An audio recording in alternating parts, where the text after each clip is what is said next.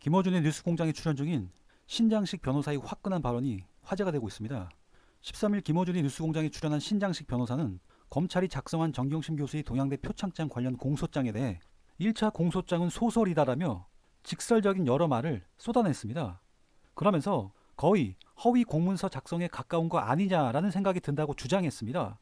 이날 예상치 못한 신장식 변호사의 발언은 검찰이 공소장에 대한 국민의 감정을 대변한 것으로 보입니다. 그러면서 1차 공소장 내용이 하나도 안 맞다며 1차 공소장엔 2012년에 성명 불상자와 공모하여 직인을 날인했다고 돼 있다며, 그런데 2차 공소장엔 2013년 정경심 교수 혼자 날인을 한 것이 아니라 컴퓨터 프로그램으로 직인을 따서 표창장에 붙여 위조했다고 나와 있다고 말했습니다. 그러면서 도대체 1차 공소장은 뭐냐며 결과적으로 조국 후보자 청문회 날 아무런 증거도 없이 정경심 교수를 기소해야 되겠다는 소설을 쓴 것이라고 주장했습니다. 신장식 변호사는 정의당 사법개혁특별위원회 위원장으로 패스트트랙 수사에 미온적인 검찰에 대해 조국 가족 수사하듯이 수사에 나서라고 촉구한 바 있습니다.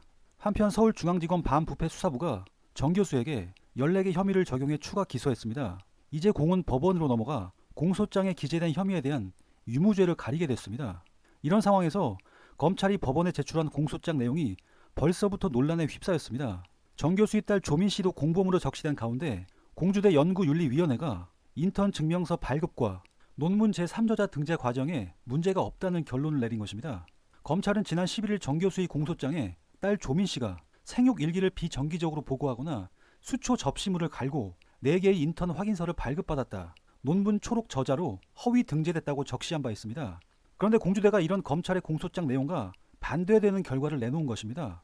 이와 관련 공주대 연구윤리위원장은 국민일보와의 전화 인터뷰에서 조사 결과 조 씨는 조류 배양 및 학회 발표 준비라는 인턴 과제에 충실히 임했다, 담당 교수와 조 씨가 2008년 7월 주고받은 이메일을 봤는데 관련 과제에 대해 서로 진지하게 피드백하는 모습이 보였다고 말했습니다. 검찰이 공소장 내용에 대해선 고등학교 3학년생이 가웬 일로 하는 인턴 활동에 얼마나 더 집중할 수 있었겠나, 생명과학에 관심이 있으니까 하는 활동인데 교수의 지시를 받고 과제를 다 했는데 뭘 더 요구할 수 있느냐고 반박했습니다. 연구윤리위원장은 조민 씨가 논문의 초록 저자로 허위 등재됐다는 검찰의 공소 내용에 대해서도 주요 논문이 아니라 A4 용지 4분의 1쪽짜리에 불과한 발표 초록의 제3저자로 들어간 거다며, 조 씨가 국제학술대회 발표장에서 질의응답을 담당했으니 담당 교수가 제3자로 충분히 등재할 수 있는 것이라고 말했습니다.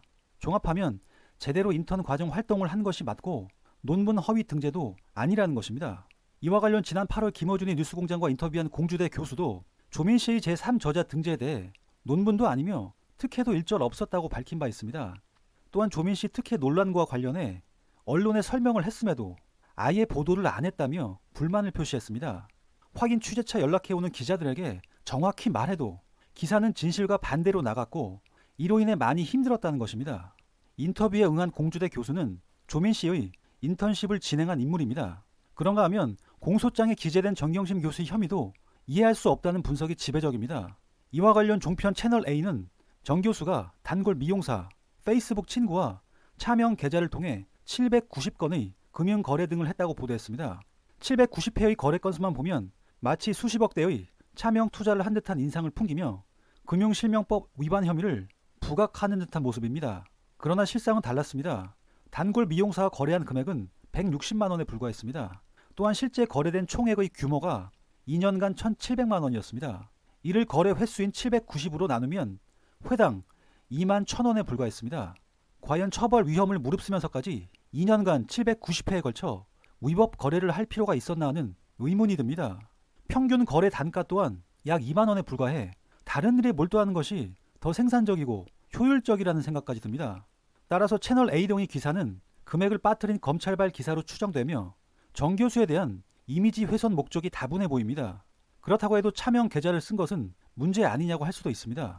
그러나 현재 정 교수는 부인하고 있으며 검찰의 공소장 내용이 곧 진실은 아닙니다. 또한 정 교수의 사모펀드 혐의 관련 검찰은 공소장에 무자본 세력에 편승하여 라고 적시했습니다. 주식시장의 세력과 결탁했다는 인상을 주기에 충분합니다. 언론 보도에 따르면 정 교수는 미공개 정보 이용을 통해 차명 보유한 주식으로 부당 이득을 취한 인물로 묘사됩니다. 그러나 현재까지 정 교수가 얻은 이익은 없습니다. 정 교수가 매수했다는 WFM 주식은 미실현 이익이며 이마저도 주가 폭락으로 손해를 본 상황입니다. 그런데도 정 교수를 미공개 정보를 이용하여 주식시장을 교란하는 뭔가 거대한 세력으로 둔갑시킨 듯한 인상입니다. 실제 정 교수가 무자본 세력에 편승했다면 무자본 세력이 주식을 팔고 나갈 때 함께 매도했어야 합니다. 그러나 정 교수의 주식은 휴지가 된 상황입니다. 이것이 어떻게 주식시장 교란 세력이라는 것인지 이해할 수가 없습니다. 정 교수는 무자본 인수합병 세력에 편승할 수준이 아니라 당한 것이라는 것이 합리적인 판단일 것입니다.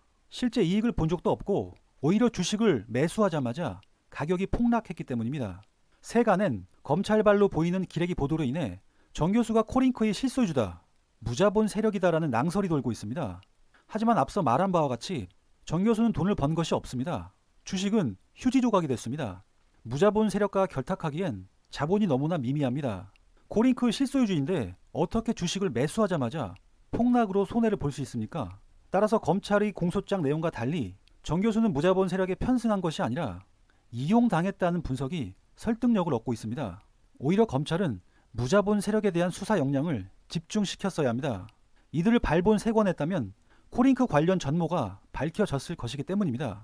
그러나 검찰은 무자본 세력보다 정경심 교수에게 초점을 맞추는 것으로 보입니다. 앞서 PD수첩팀장은 라디오 인터뷰에서 코링크 PE 핵심은 조범동, 정경심, 익성이 아니라 유준원 상상인 그룹 회장이라고 주장하기도 했습니다. 이에 상상인 그룹 측은 법적 대응을 시사했습니다. 현재 검찰은 정경심 교수의 배우자인 조국 전 장관에 대한 소환 조사를 앞두고 있는 것으로 보입니다. 실제로 정경심 교수의 공소장엔 조 전 장관 이름이 11차례 등장합니다. 공범으로 적시되어 있지는 않지만 조 전 장관 소환을 앞두고 연관성에 대한 구체적 언급을 피한 것으로 판단됩니다. 현재 정경심 교수의 변호인은 검찰의 기소 내용 중 사실이 아닌 것이 있다며 법정에서 진실을 가리겠다고 말했습니다. 이어 결과적으로 공소장에는 동의할 수 없는 그림이 그려져 있다고 주장했습니다. 또한 정 교수는 여러 가지 건강상의 어려움을 겪었다, 심야에 조사를 마치고 복귀하던 중 졸도로 쓰러지기까지 했다며 그래도 최선을 다해 검찰 조사에 응했다고 밝혔습니다. 검찰의 사냥과 같은 수사가 정 교수를 디딤돌 삼아 검찰 개혁의 아이콘인 조 전 장관을 향해 치닫고 있습니다. 이상 소식TV였습니다. 알아야 하는 소식이었다면 영상 공유와 구독과 좋아요 부탁드립니다. 고맙습니다.